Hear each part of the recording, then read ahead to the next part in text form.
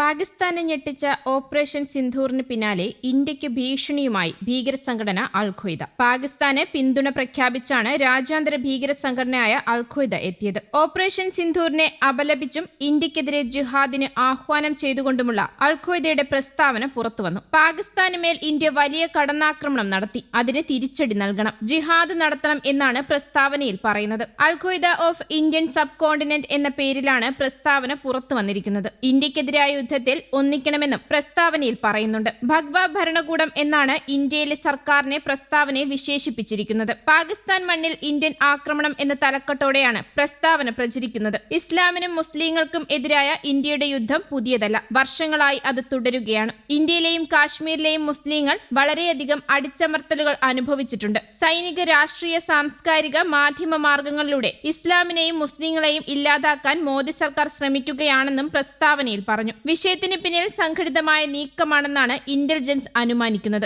ചിതറിക്കിടക്കുന്ന തീവ്രവാദ സംഘടനകളെ ഒന്നിപ്പിക്കുക എന്ന ലക്ഷ്യവും ഇതിന് പിന്നിൽ അൽ-ഖ്വയ്ദയ്ക്കുണ്ടെന്നാണ് രഹസ്യാന്വേഷണ വിഭാഗം സംശയിക്കുന്നത്. അതേസമയം ഓപ്പറേഷൻ സിന്ധൂറിന് രണ്ടാം ഘട്ടമുണ്ടെന്നാണ് കേന്ദ്രം നൽകുന്ന സൂചന. ഇന്ത്യയുടെ പട്ടികയിലുള്ള 21 ഭീകര കേന്ദ്രങ്ങളിൽ ഇതുവരെ ആക്രമിച്ചത് 9 എണ്ണം മാത്രമാണ്. സാധാരണക്കാരെ ആക്രമിച്ചാൽ പാകിസ്ഥാൻ സൈനിക കേന്ദ്രങ്ങളടക്കം ആക്രമിക്കാൻ മടിക്കില്ലെന്ന് ഇന്ത്യ മുന്നറിയിപ്പ് നൽകിയിട്ടുണ്ട്. പഹൽഗാമിലെ ഭീകരാക്രമണത്തിന്റെ മറുപടി ഓപ്പറേഷൻ സിന്ധൂരിൽ അവസാനിക്കില്ലെന്നാണ് ഇന്ത്യ ഇതുവഴി വ്യക്തമാക്കുന്നത്. ഇനിയും പാക് പ്രകോപനമുണ്ടായാൽ ശക്തമായി തിരിച്ചടിക്കാനാണ് തീരുമാനം. സൈനിക കേന്ദ്രങ്ങൾ ആക്രമിക്കാൻ മടിക്കില്ലെന്നാണ് ഇന്ത്യൻ മുന്നറിയിപ്പ്. പാകിസ്ഥാന്റെ കൂടുതൽ തീവ്രവാദ ക്യാമ്പുകൾ ഇന്ത്യ ഉന്നം വെക്കുന്നതായും റിപ്പോർട്ടുകളുണ്ട്. അതിനിടെ അടിയന്തര സാഹചര്യം പരിഗണിച്ച് നേപ്പാൾ, പാകിസ്ഥാൻ അതിർത്തിയിലുള്ള സംസ്ഥാനങ്ങൾ അവശ്യ വസ്തുക്കൾ ഉറപ്പാക്കണമെന്ന് കേന്ദ്ര ആഭ്യന്തരമന്ത്രി അമിത് ഷാ നിർദ്ദേശിച്ചു. ദുരന്ത നിവാരണ സേന, സിവിൽ ഡിഫൻസ്, ഹോം ഗാർഡുകൾ എന്നിവർ ഏത് സാഹചര്യത്തെയും നേരിടാൻ സജ്ജരാകണമെന്നാണ് നിർദ്ദേശം. നിർണായകമായ സൈനിക ദൌത്യത്തിന് പിന്നാലെ പ്രതിപക്ഷ നേതാക്കളും കേന്ദ്രമന്ത്രിമാരുമടക്കം പങ്കെടുത്ത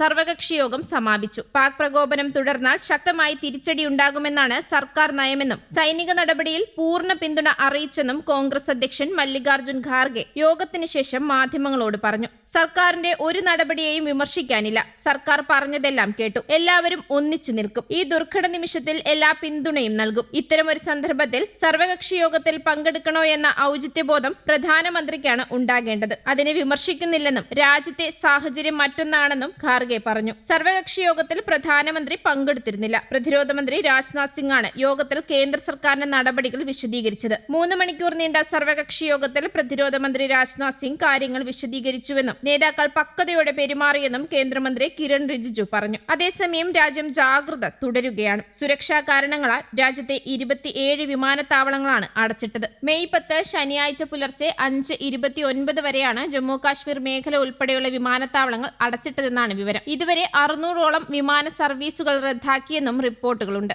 ന്യൂസ് ഡെസ്ക്, കേരള കൗമുദി.